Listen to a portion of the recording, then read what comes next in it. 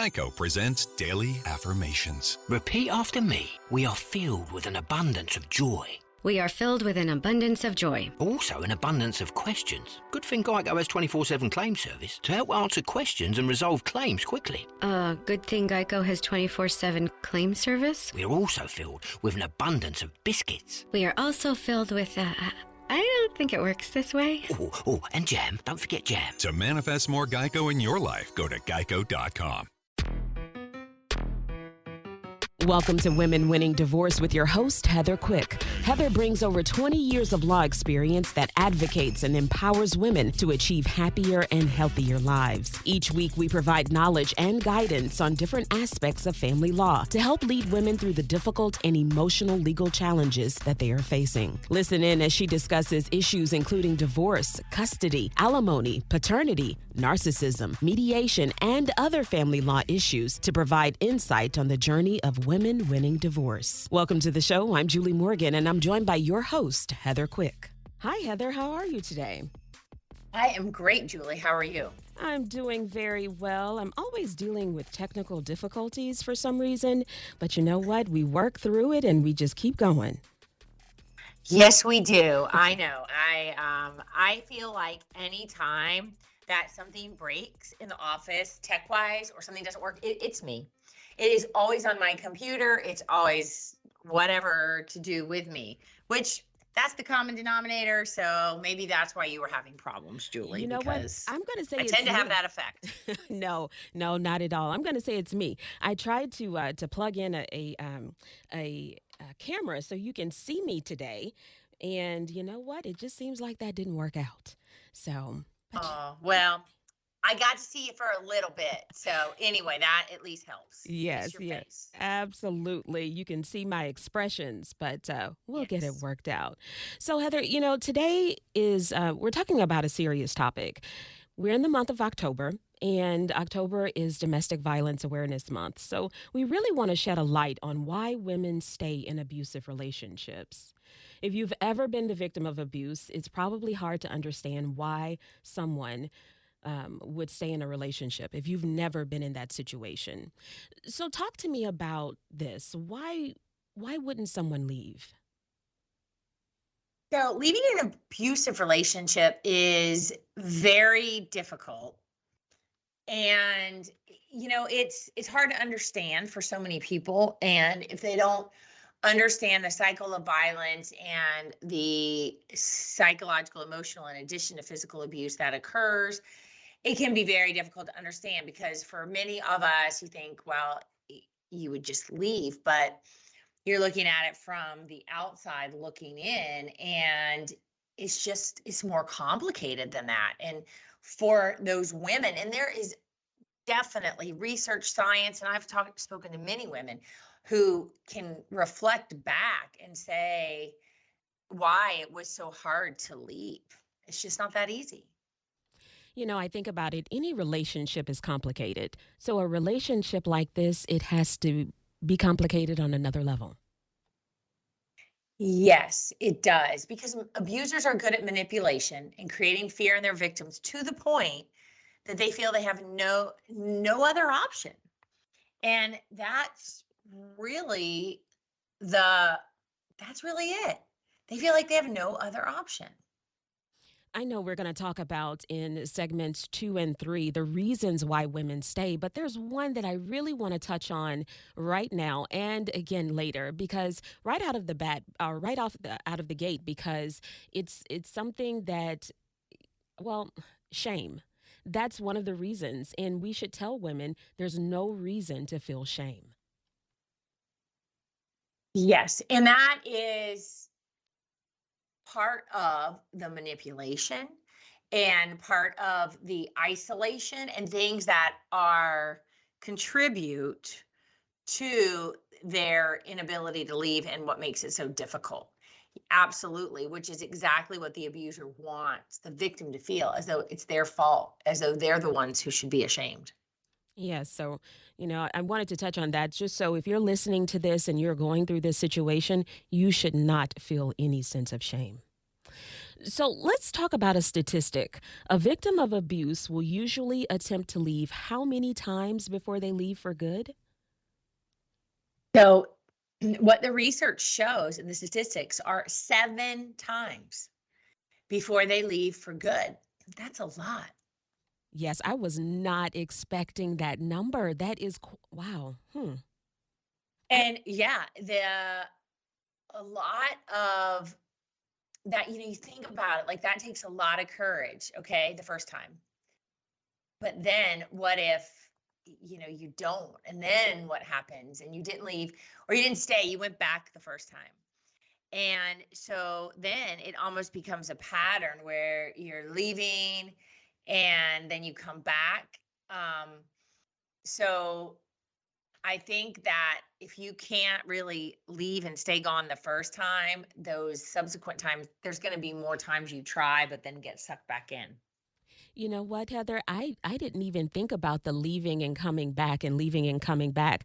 I was just thinking, oh, they packed their bags to leave, but then they ended up saying, no, you know what? I'm going to try to stick it out. So what I think happens is, they get the courage usually, and usually when they leave, that can be the most dangerous and volatile time for the victim because then it could get way worse, so there's a lot of, I think, obviously that's when the pain is too much. There's a reason that really allows them to leave, but there is such power and control over their life that many times they don't feel that they can do it on their own, and they'll probably lure them back, the abuser. However, it can be very, dangerous when they do return as far as the retaliation. Like I think, you can see several instances where they're trying to leave after a violent episode, after they've really been hurt, and they can woo them back, again, like that whole cycle of domestic violence. They're so sorry and they bring them back. But still, like, I mean, that's only going to last so long. Like there's these periods that go within this cycle. And when you start seeing that cycle shorten, because sometimes it'll be like, it could be as long as like once a year, they have like an outburst, but then you start to see these periods shorten and the abuse comes more frequent. And then I think that's when it gets so potentially dangerous for a victim. But, if they don't have a plan and there's no, or they can't find any place to go, I think it's why they go back. I didn't even, okay, Heather, I didn't think about that. I didn't think about the cycle as far as the time between abusive periods. Yes, and I think that's just the way it works, because recognize that this person is not psychologically sound. That because you just don't beat another person and manipulate and control them if you are psychologically sound. So there are a lot of issues there, and I think sometimes they can hold it together for a certain period of time, and sometimes longer than others, and then that period of time just gets shorter and shorter, and that's when things get more and more dangerous. And because they're so volatile, and many women, they don't leave because they think, well, what about the kids? um and they don't want to leave children there, and they're not sure that they can, what are we going to all do together? But they do worry that if I don't, I'm going to be dead, and then the kids will just be with him alone, or he's just going to start going after them. And I think that can be really a turning point in the violence and in the abuse. Something that you just said, it just made me think about, let's say that a woman is trying to leave one night, one evening, one day, no matter what time it is, and then he sees that she's trying to leave, and then he takes hold of the children. Yes, and then that becomes very scary, It's something, because yeah. now what's going to happen, and many women just see themselves as the shield between the husband and the kids. And that's typically what does happen. And so it's just, and that is definitely, when we get to the reasons to say one, it's not a rational reason, but none of these are, because it's very difficult to be rational when you're in such an abusive, controlling, manipulative relationship. it takes everything you've got to just go day to day. You're at such a low level of functioning because of your circumstance that I think you to just envision what that would look like is really difficult. And many women don't have a support system. They have no idea what's going to happen in a shelter, and this is part of like both leaving. It's like, well, what is the plan? Do you have anybody who is where you feel safe to talk to and to share with that, and they can maybe connect you with a shelter or family, things like that. That can be very hard. And I will tell you, I think, Julie, like some for more affluent people, the more money there is, you're like, I'm not going to go live in a shelter. Like, but you could have no access to your financials, and you're willing to stay because of those circumstances. And you're that can be a challenge. Oh, Heather, I didn't think about that. That's true. Because you're thinking, well, okay, possibly the money gives me some type of security, but then if I leave, then I have no security and absolutely no control. Correct. And people don't want to go to a shelter. Like, I think and to me, because like, look at what happens when we are having horrible storms. Like, people aren't leaving. So, and I think it's more than just, oh, I'm going to watch my home. There's no way you can watch your home versus a storm, but it's your home. It's where you live and you're comfortable, even if something bad's going to happen. And again, in with leaving an abusive relationship, it's familiar. We all know it's not safe, but the way our brains work is this is familiar. I can plan, predict. I know what's going to happen. I know when the abuse happens. And there is a part of your subconscious that equates familiarity with safe. And that is not rational, but that is what our subconscious does. And when it comes to such a point as the reality is this is not safe, then there's that fight or flight kicks in. But then coming back, you're like, well, at least it's familiar. And so therefore, psychologically, there is just a huge, that's why so many people stay in bad relationships. So many people stay and do things that make no sense on the outside looking in, but that's because it's familiar. Yes, you may look at a relationship, maybe a friend or a loved one. You may look at that relationship, and it may not even have anything to do with physical abuse. But you're saying, oh, why is she putting up with that? But it's because it's something she knows. Correct. Hmm. That also made me think of when people are kidnapped and they're sort of brainwashed as well, and then they understand the abuse, and so they feel like that's familiar. And all of this is just it just brings out so many other emotions in me. Do you know what I mean? Absolutely. Like, and it does. It is this like psychological warfare on you in addition to physical. And I mean, it happens. It is absolutely real, and in that it's the psychological part that talks yourself out of trying to escape if you're unable to really have the ability, the mental strength, but also that thought of hope. And the power and the control that they have, that is what's taking away that hope that you should have. Correct. Or that desire. It is. It's a belief that if I hang in here and I can do this, I'm going to be okay. Um, it you have to muster, I think, within people who survive horrific things, they find something that they are able to hold on to muster the strength to know that there's going to be an opportunity to get out of this. But that's something they have to dig deep for. It has to be because, I mean, we just looked at that statistic 7 times before they leave for good. This is something you got to dig deep for. Correct. And you're already in a spot that is very difficult. Mm. I wonder. So, and I think I know the answer to this question. We've kind of answered it. What is the number one reason why you've heard that women stay in abusive relationships? Number one, hands down, that's it. It's the fear. It's absolutely fear. Wow.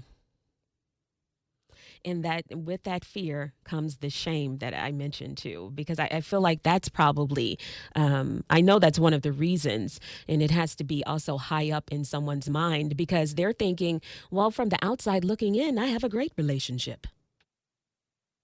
Well, and I mean, the statistics are scary. I will tell you. And they're like, it's the fear, and it's not all, it's certainly not irrational. Okay. I mean, they tell you they're going to beat you, they do beat you. That's scary. I can't imagine what that feels like. And, and then you can add to it. I mean, if there's a gun and that increases, I mean, the stats are, just staggering. If, they have a gun, then that increases the risk of homicide by like 500%. Yeah, I No. mean, this stuff is real. And, you know, I mean, I think I saw something recently on the statistics, like approximately 1 in 4 women have experienced severe physical violence in an intimate relationship. I mean, this stuff is true. It happens, and how for women, because that's what we're focused on, and it's how to help them know there is a place to go. There aren't that many places either. I mean, if we want to get down to it, there's not a ton of places where they can go, and that there's true support. I mean, we do have shelters in this Northeast Florida area.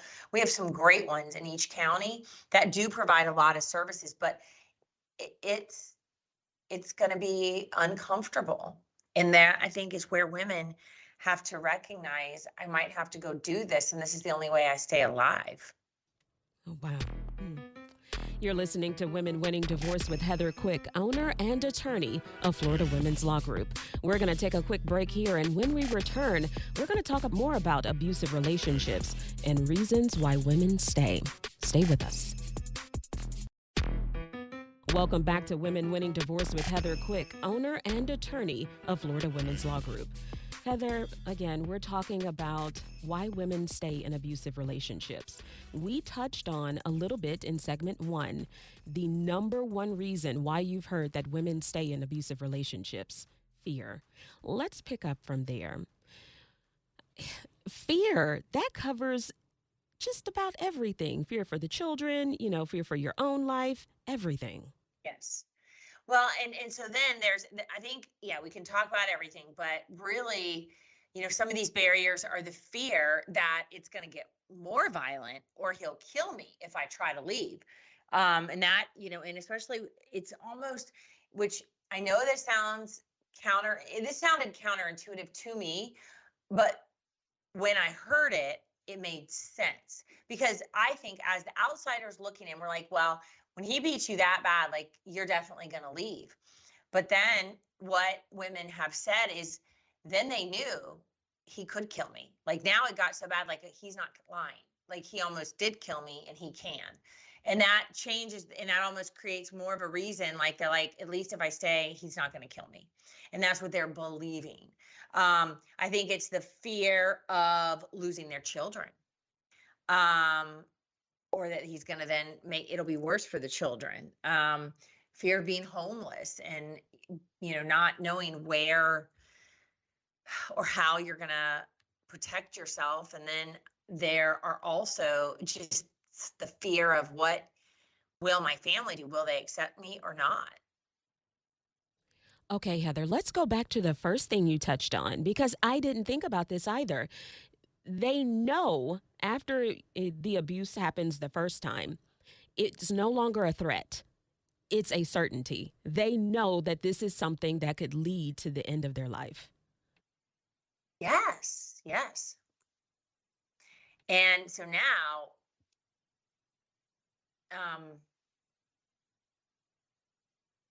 then that's just even more. It's like, gosh, wow, now I know he can do it, because that time was really bad. Wow. Again, power and control. Power and control. Mm. Yes. The next one, history of abuse. Right. And that goes with that. Like, it's just well, I think that can be very common when if you grow up um with abusive situations and in an abusive family, it's not as foreign to you. And I know we've talked about in the past in many episodes um on the show where it's your family of origin. When you grow up seeing a certain thing, then that's normal to you. And I don't know if normal is the best word, but I think at least it's familiar. I think familiar is better. So therefore, Yeah, that like you're thinking, "Oh, this is something that happens or I've gone through this before. So you know what? I'm strong and I can continue to put up with it." yeah, like you don't see another option for a relationship because you have not seen that modeled to you. Ah, yes. Yes. And And I think that goes on both sides. You just don't have a model of something that would look different. You're like, this is just the way it is. and that makes me think that that person possibly did not have friends that were not in this situation. Because, you may go to a friend's house and you're looking around and you're like, okay, this is different, you know? And so it's possible that they did not have friends that were not in that situation. So again, they thought it was just the way life was. Yeah, right. Again, that lack of hope. That goes back to that power and control. I tell you, oh my. Mhm. All right, what about the threats? Oh, that is really hard as well. I mean, we've talked about bullies, and everybody knows what a bully is. And they use fear, threats, and intimidation to control you. But they are a bully in words, but it's physical too. So that's even scarier because it's until you are able to get yourself into a position of equal or with some control, it's going to be difficult because you're still going to feel that they control you. And maybe that's in a situation where then you feel like you do have law enforcement on your side. You do have some type of support to build you up with some strength to then not feel as though he has got that power over you. So those threats and that, coming from that side of a bully is really able to exert that over you. That makes sense. Yes, absolutely, it does. And it's interesting that, as children, you may not have thought that you would have bullies as an adult. You may have had a bully when you Oh, were, when you were a child, but as an adult, you didn't think that would exist. And now this could happen. and it does. And I think there really are a lot of bullies. And, you see that even I know we're not talking about this, but it made me think of it like in the workplace, like in all kind of places where you're like, wait a minute, we're not in high school or middle school anymore. Like, shouldn't we all be acting as an adult and respectful and working together as a team? But people are people and they are who they are. And it they will show themselves for who they are, and it's not just in relationships. That's probably a very um you know I don't want to, well, I will use the word scary place at their homes, when you see the way some people act Yeah. in a Hmm. public environment. Can only imagine. Yeah. Oh, no, I get exactly what you're saying because, basically their behavior carries over in different aspects of their lives. So at home, at work, no matter where they are, it happens. It does, it Yeah. does. Mm. What about isolation? That can really mess with your mind. Oh, so much so. We talked about that in an episode on gaslighting and how the isolation is so key. Because if you don't have anyone else around you to say, this doesn't look good, you need some help, you are truly alone. And that control to isolate you is one of the number one things that is always there in any kind of abusive relationship. because that's how they get you there. I mean, why do you think it's such punishment? And well, I know it's punishment, but just from TV, when they put prisoners in isolation, that's, I don't know Mm-hmm. if that is really true or not, nor do I know what they do to try to interrogate terrorists, except you hear things, put them in isolation. But we know isolation is, human beings need people. We need relationships. We need connection. And when you isolate somebody, that truly is um, a way to manipulate and essentially terrorize somebody. Right, right. And they're probably looking at this, since we're talking, when you think about it in terms of power and control, I'm going to punish you. This is your punishment for not doing what I told you to do. Correct. Wow. Yeah. That, it goes back to, that's it, when you think about punishing someone, I mean, you're not their parent. You're supposed to be their partner. And I it's know. just, that's not the way they're looking at it. No, because they're going to prevent you from having any outside independence, as much as they can, by isolating you from family, friends, and that increases your dependence on them. Increases your dependence on them for, money, support, and even what is, definitely dysfunctionally considered love and security, because that's not what you're experiencing at all. But that is what you've come to believe is only available through this person. That power, control, and lies. That's what it is. Just lies. Yeah. Mm-hmm. And when we talk about isolation, they're trying to make sure that you have, no or little contact with friends and family. They don't want that. Right, right. What about They, financial? oh my God, well, it has to be financial, because if you have the financial means, you can at least go stay in a hotel.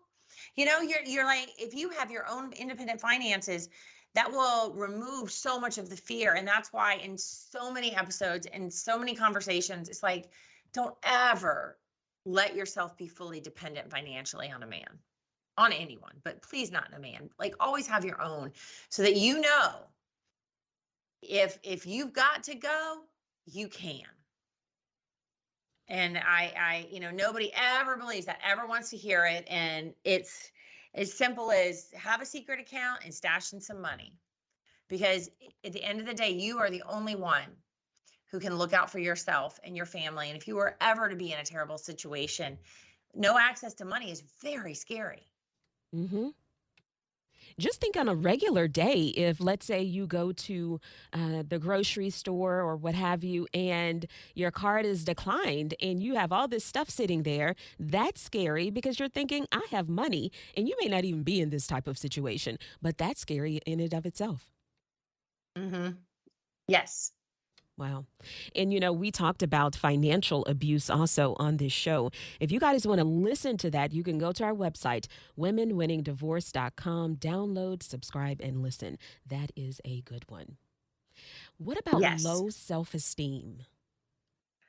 Yes. And this is a result. And now this could definitely a victim. That is why you stay, and it makes sense after listening to all these other reasons. But there is a constant assault on your self-esteem throughout this entire thing, because that's how they isolate you, and that's how they keep you afraid. That's how they make your reality seem distorted, as far as who is on your side out there, who really loves you, and all those things.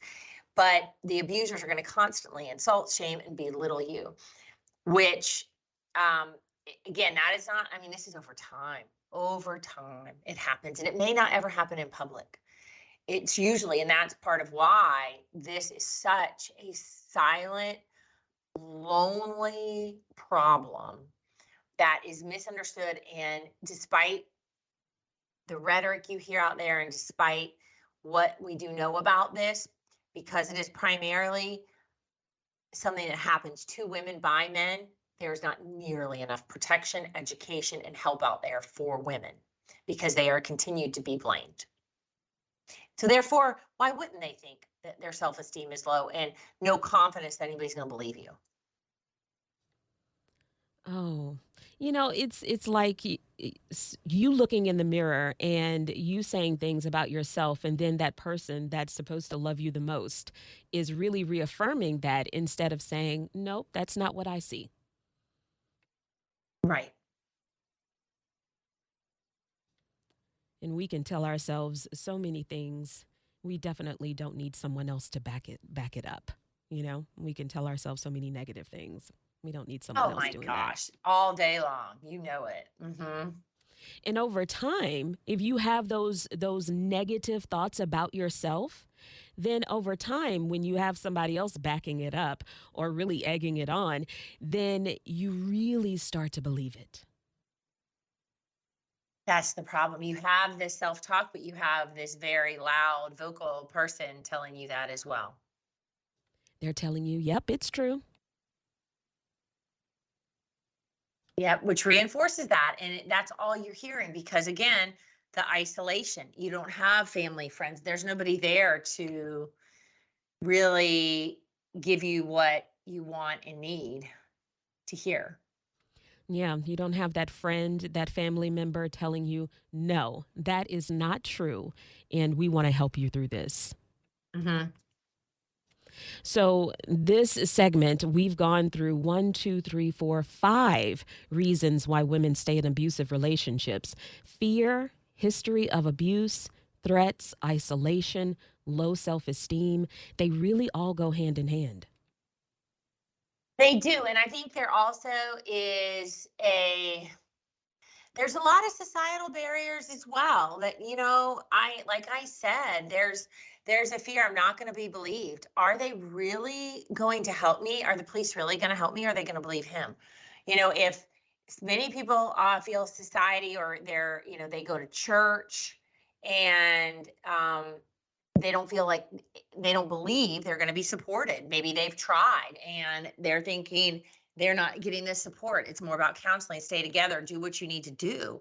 That could be something. There, could be a belief that nothing's going to happen anyway, even if they arrest him. He'll talk his way out of it, and then I won't be believed, or no one will prosecute me. And there are so many things within our society that really keep women from leaving, that I think affects it as well, in addition to all of these things. Wow. You're listening to Women Winning Divorce with Heather Quick, owner and attorney of Florida Women's Law Group. Today's topic is why women stay in abusive relationships. When we return, we're going to talk about more of those reasons. Stay with us. Welcome back to Women Winning Divorce with Heather Quick, owner and attorney of Florida Women's Law Group. Heather, today's topic is why women stay in abusive relationships. We've already talked about 5 reasons why women stay: fear, history of abuse, threats, isolation, and low self-esteem. There's another one: guilt. hmm Oh, and that just goes back to this distorted belief that you are to blame. And that's because of all that we've talked about above. The abuser's never at fault. And they tell you that again and again. And, there's a lot of manipulation that can really distort your reality of what is happening. And you might think you're to blame. And, we've talked about, I mentioned before the cycle of the domestic violence, and that things then begin to get smaller. But, the tension builds, like things build and build and build. And then there's the abusive incident. And during that time, they're just berating you and calling you horrible things, making you feel humiliated and shameful, and being abusive. But then that is so, it's so sick, because they are sick, but then they feel better. Okay. Because now you've had the incident and they've released it. So then they feel better. Now they got to make up for all that. And then that's when the apologies, the promises to change, and the affection, and trying to keep you in the relationship. And you're going to start to think you're going crazy because, which is that gaslighting. And you're like, why am I so mad? Look how sweet they're being, that guilt. Like, what is going on? And this is real. I mean, they've studied it. There is this pattern. Wow. I didn't think about that. Okay. Lots of revelations today. They've let it out, their steam, so to speak, and they feel better Correct. at your expense. Indeed. Indeed. Wow. I didn't think about that, And Heather. I know, and it's so sad, and it's very complex, and people don't understand, and they judge it, and they don't understand, but that's because they're not in it, and they haven't taken the time to understand how this works. And so then, okay, we talk about guilt. Well, believe it or not, many of these women believe they love their spouse, their partner, and they do, because now let's think about the honeymoon phase, the afterwards, the love, they're showering them, and they're promising, going to make it better, going to do better. And many women, that's familiar. This is this cycle. It's familiar to them. They want to believe that to be true, because then I don't have to take any real scary action like leaving. And so they believe, well, I love him. I want to stay. He's promising to make it better. He'll make it better. Like he's a great guy. You can tell yourself a bunch of stuff, and you can convince yourself of a lot of things that may or not even be true. Yeah, no, this is not love. This is not love, people. It's really not. Oh, yeah. But after, okay, so going hand in hand with the guilt. So, after they've, like I said, quote unquote, let off steam, that's when they try to show you love. And then that's where it gets confusing. Well, it does. And I will tell you that there can be quite a period of time. This doesn't have to be like this is every month. I mean, this could be a year or 2 or 3. So Yeah. you can rationalize and convince yourself, because, wow, it's been so long. It may not be great, and you might be walking on eggshells, and you're still in an environment, but you're doing everything you can to keep the peace, because you don't want that whole when he loses his cool to happen again. But you can convince yourself, because now you're like, well, I want to believe all these things he said. Well, he hasn't done it again. It's been 6 months. It's been a year. Now you're really doing everything you can to keep him from blowing up. But that's part of where that psychological manipulation and brainwashing to an extent has happened. So, at a certain point, I thought about this. Based on what you said, at a certain point, you may feel, okay, so it has been a year and a half or so, but you feel, oh, something's about to happen. And so you're in constant fear at that time, trying to make sure that nothing happens. And this is an example, like walking on eggshells. All right, things have gone worse at work. If the house is messy, and you won't really be able to predict everything, because when he is done, it's done.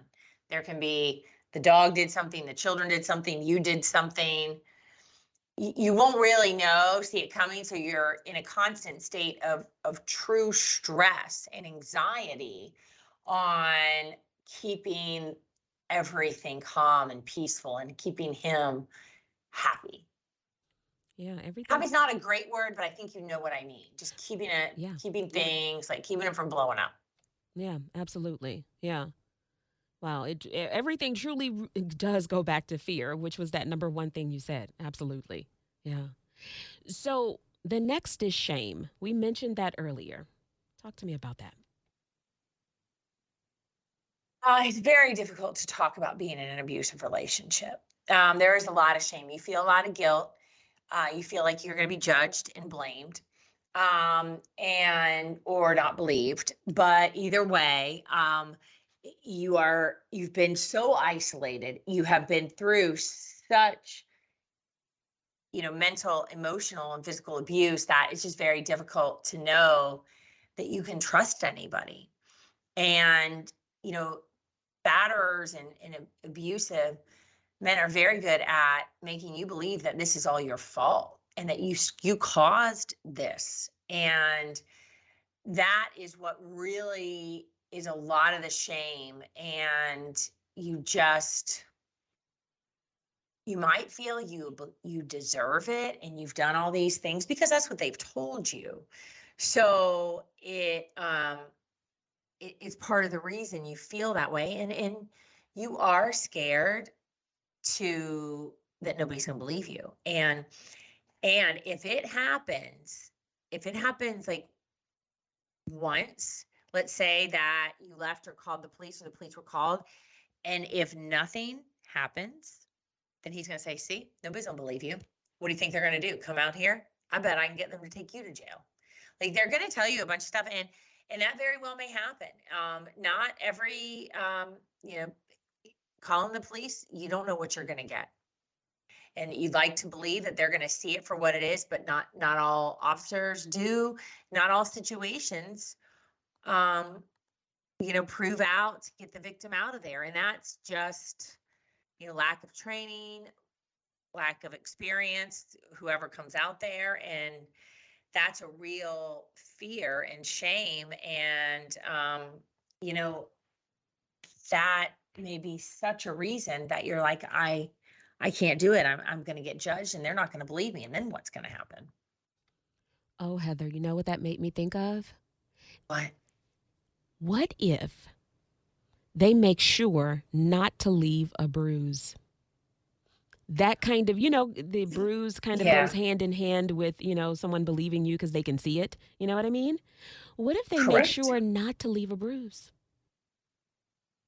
Well, and right. I mean, and I think that over time they get to that spot where, well, hey, I can, you know, abuse them and do things that won't really be seen Right.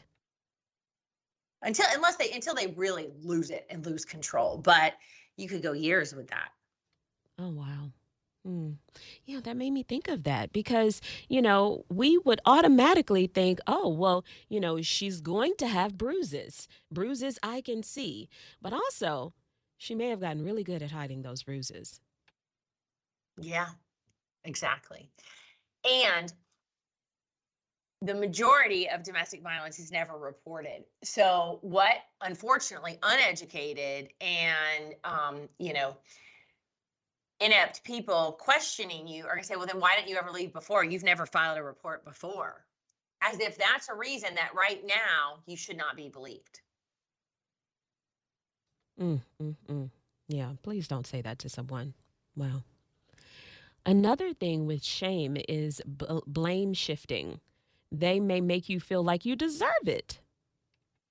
Oh, yes, very often for, it can be for any number of reasons that are not real, like, oh, you didn't clean up, something with the kids, you went out, and I know you were flirting with somebody or you're cheating on me. Again, that kind of goes that hand in hand with the gaslighting because you're like, what did I do? How did I contribute to this? But you question yourself. You do. Oh, wow. Hmm. And you do wonder, did I do this? And that's part of that whole then eggshells, and you're just trying so hard to avoid another incident because he's made you think it's your fault. So now that is you trying to say, well, how do I control this? How can I do everything right so that this doesn't happen again? And you really can't control that other person. No, they need to have control of themselves. Yeah. Another Correct. reason, another reason why women stay in abusive relationships, the children. That's an obvious one, definitely. Yes. And you know what, in that one is so complicated because they one, okay, well, of course I think they want to take their children, But they recognize, and of course, he's told them, I will get the children, I will get custody. And then you're terrified because you know what he's done to you, and you're certain he will do it to them. So you stay because you, and this is a mistaken belief for sure, believe that your children are better off with you being abused and being in the household than seeking help outside and seeking a divorce and trying to leave. Wow. Another reason, they're making excuses.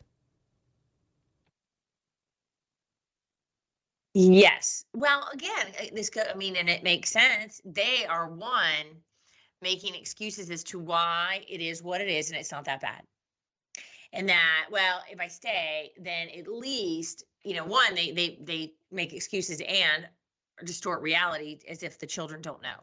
But at least the children have a 2-parent household. At least, he's not hitting them, just me, as if that doesn't severely affect them. And it's, well, work is so hard, he's told me if only I would keep things better at the house, he wouldn't have so much stress. If only I'd go get a job. But then, you may go get a job because he's told you need to get a job. We don't have any money. But then now it's going to be your fault because the house isn't clean. Nobody's taking care of the kids. So it's a no-win, kind of like that gas line. Like, why would you go do that? I never told you to go do that. Now who's going to do all of this stuff at home? So there's a lot of blame shifting like we talked about, and a lot of excuses that then you're making because he's put these ideas in your head, and he's not going to take responsibility because you are the victim, but he is using the words as the victim, as if you've caused him to do this, and if only you could do better. So now you are truly believing this. So you're making excuses and, oh, well, it's just when he drinks, or it's just when this happens to him. It's really not his fault. Yes, it is. It is. But please don't feel shame about this. Get some help. Absolutely. Heather, any parting words? This topic is so difficult because I know so many women are suffering and so many women are so afraid. But, if you are listening to this and have the strength to reach out, we definitely are here to guide you through the process. And as important as it is to contact a lawyer, I do really recommend trying to find even just one person, family or a friend, that you can then begin to share this with and have that support, because that's what they've tried to take away from you. And here at Florida Women's Law Group, we are definitely here to help you. We represent women, in injunctions and then getting divorced. And if you happen to be in the Jacksonville area, there's Hubbard House. This is for domestic violence victims. The number to call is 904-354-3114. Heather, it's always a pleasure. Thank you so much, Julie. I appreciate it. Thank you for listening to Women Winning Divorce. We hope you found information to help you navigate your divorce. If you like our show, please take the time to subscribe and provide a 5-star review. If you need more information, please visit our website at womenwinningdivorce.com, where you will find previous episodes and other helpful content. Join us next week as we continue our journey of women winning divorce. Geico presents Daily Affirmations. Repeat after me. We are filled with an abundance of joy. We are filled with an abundance of joy. Also an abundance of questions. Good thing Geico has 24/7 claim service to help answer questions and resolve claims quickly. Good thing Geico has 24/7 claim service. We are also filled with an abundance of biscuits. We are also filled with, I don't think it works this way. Oh, and jam. Don't forget jam. To manifest more Geico in your life, go to Geico.